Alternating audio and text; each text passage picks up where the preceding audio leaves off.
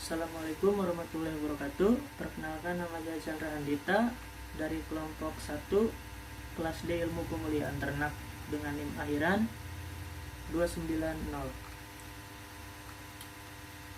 Di sini saya akan menjelaskan laporan praktikum ilmu pemulihan ternak dari hasil perhitungan heritabilitas, korelasi genetik, dan repeatabilitas. Untuk materi yang digunakan pada acara praktikum ilmu pemulihan ternak yaitu dengan alat yang digunakan berupa laptop, alat tulis, handphone, dan software Microsoft Excel. Sedangkan bahan yang digunakan adalah data dummy, bobot lahir, dan bobot sapi. Metode yang dilakukan pada acara praktikum ilmu pemulihan ternak yaitu dengan mempersiapkan data bobot sapi dan bobot lahir. Setelah data didapatkan, kemudian dihitung nilai heritabilitas 1, heritabilitas 2, korelasi genetik, repeatabilitas antar kelas, dan repeatabilitas dalam kelas. Setelah menghitung, maka akan didapatkan hasil sehingga dapat menarik kesimpulan sesuai hasil yang didapatkan. Untuk pembahasan, heritabilitas didefinisikan sebagai ukuran yang menunjukkan tingkat kesamaan penampilan antara anak-anak dengan tuanya.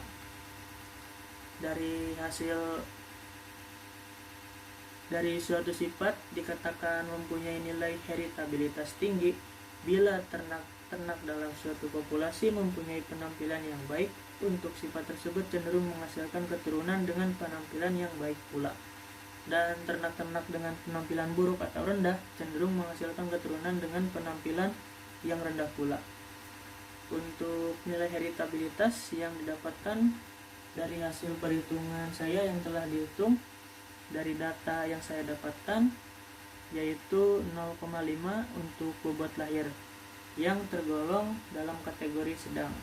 Dan menurut Wardana et al. 2015, hal tersebut memiliki beberapa faktor, yaitu faktor lingkungan, bisa juga faktor pakan.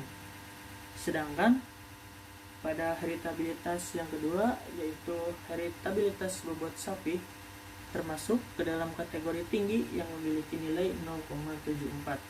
Menurut Ardi et al. 2017 menunjukkan bahwa pengaruh faktor genetik yang lebih besar dibandingkan dengan pengaruh faktor lingkungan. Untuk korelasi genetik merupakan suatu keterkaitan antara sifat dengan sifat yang lain secara genetik. Pengaruh gen satu dengan gen yang lainnya akan menyebabkan munculnya korelasi genetik. Menurut Hidayat et al. 2015, koefisien korelasi genetik memiliki rentang antara -1 sampai dengan 1, dan korelasi genetik yang didapat pada perhitungan 0,1 yaitu 0,14. Hasil ini termasuk ke dalam kategori yang rendah positif. Selanjutnya, untuk repeatabilitas merupakan suatu alat tolak ukur genetik pada hewan yang berfungsi untuk mengukur performance ternak pada hasil dari proses produksi.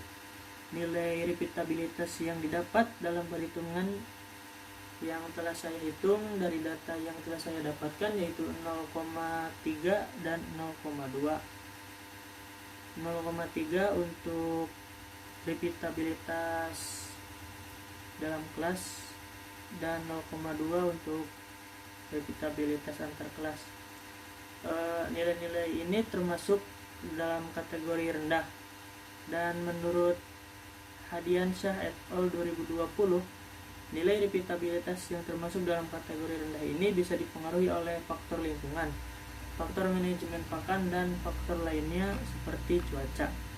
Bentuk selanjutnya yaitu kesimpulan yang bisa didapatkan setelah dilakukan pembahasan mengenai hasil perhitungan heritabilitas, korelasi genetik, dan repeatabilitas. Dapat disimpulkan bahwa hasil nilai heritabilitas bobot lahir yaitu 0,5 yang menunjukkan sedang.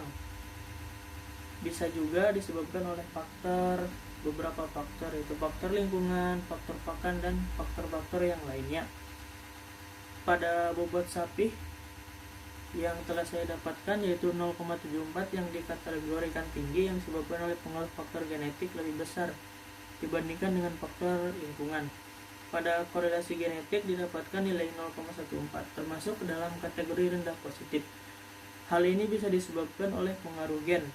Pada repeatabilitas kedua masing-masing mendapatkan nilai 0,3 dan 0,2 yaitu masuk ke dalam kategori rendah. Hal ini bisa disebabkan oleh lingkungan, manajemen pakan, dan yang lainnya. Selanjutnya ini merupakan daftar pustaka yang telah saya dapatkan untuk perbandingan, untuk pembanding dari data yang telah saya dapatkan. Sekian dari saya, mohon maaf apabila ada kesalahan. Assalamualaikum warahmatullahi wabarakatuh.